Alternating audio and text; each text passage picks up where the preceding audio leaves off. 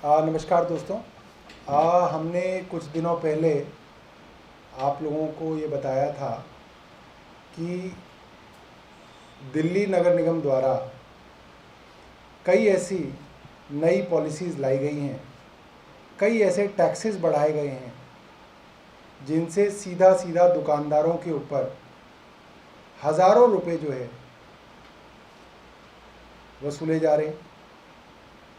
चाहे वो commercial tax का मामला हो, चाहे वो हेल्थ ट्रेड लाइसेंस की फ़ीस हो, चाहे दुकानदारों से इकट्ठा की जाने वाली कूड़े के नाम पे जो पैसा इकट्ठा किया जा रहा हो वो हो, चाहे डॉक्टर्स के क्लिनिक से साल के 30,000 रुपये सिर्फ उनका कूड़ा उठाने के इकट्ठा किए जा रहे हों।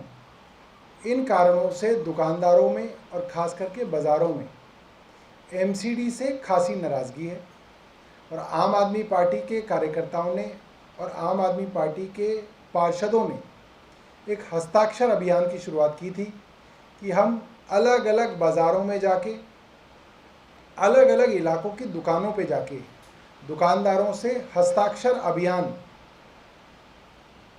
के अंदर हिस्सा लेने के लिए कहेंगे। और आज ये प्रेस वार्ता इसलिए है क्योंकि एक माइलस्टोन जो पार्टी ने रखा था कि 1 लाख हस्ताक्षर जब होंगे तो इस माइलस्टोन को हम कहेंगे कि हमने यहाँ पे पहुँचे हैं। तो 1 लाख दुकानदारों ने इस हस्ताक्षर अभियान के अंदर हिस्सा लिया है और ये अभियान आगे भी जारी है। और दुकानदार और डॉक्टर्स खुल के इस बात को कह रहे हैं कि जिस तरीके की लूटमार एमसीडी द्वारा की जा रही है, ऐसा लगता है कि भाजपा को ये यकीन हो गया है कि अब दोबारा एमसीडी में आना उनके लिए मुश्किल है, इसलिए जितना पैसा बटोरा जा सकता है वो पैसा जो है बटोरने की कार्रवाई चल रही है। अगर आपके पास कोई प्रश्न है तो आप प्रश्न पूछ सकते हैं। बहुत बहुत देखिए, ये बड़ी खुशी की बात है।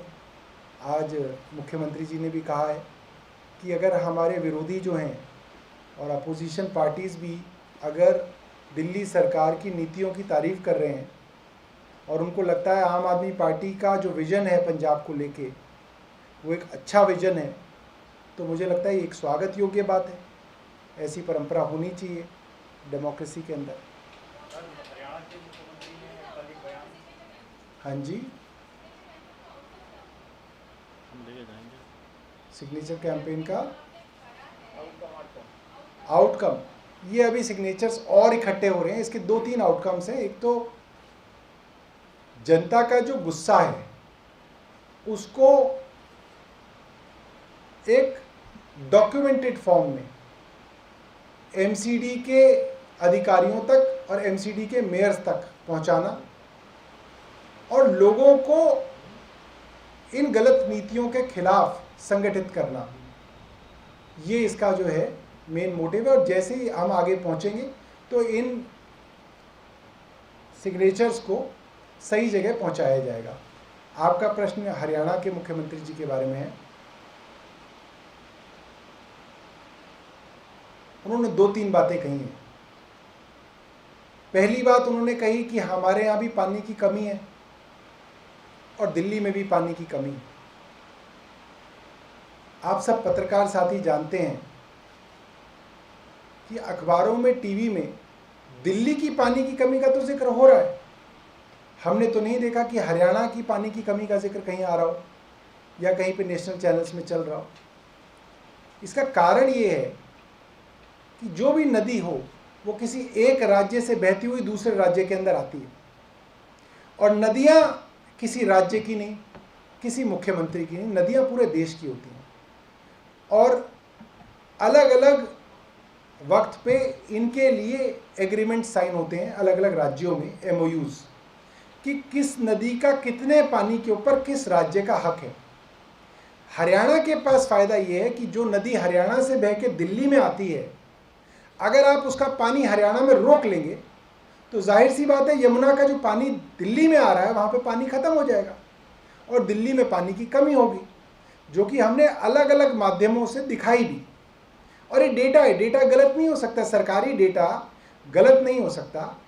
और इस डेटा के बिना पे हमने सुप्रीम कोर्ट के अंदर पिटीशन भी फाइल की।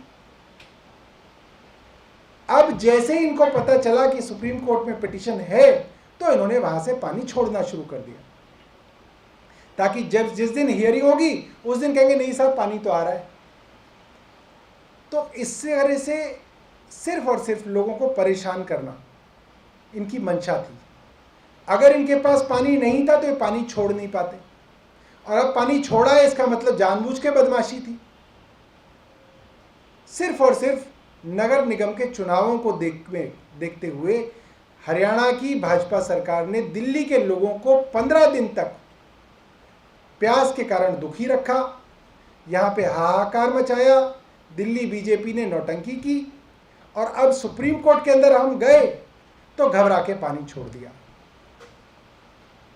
खट्टर जी को इस तरीके काम जो है वो शोभा नहीं देते, नहीं तो वो पूरा का पूरा डेटा सबके सामने रखें कि कितना पानी आता था दिल्ली में, कितना पानी वो दे रहे थे, और अब क्या कारण हुआ कि उनको पानी जो है हमारे लिए छोड़ना पड़ा।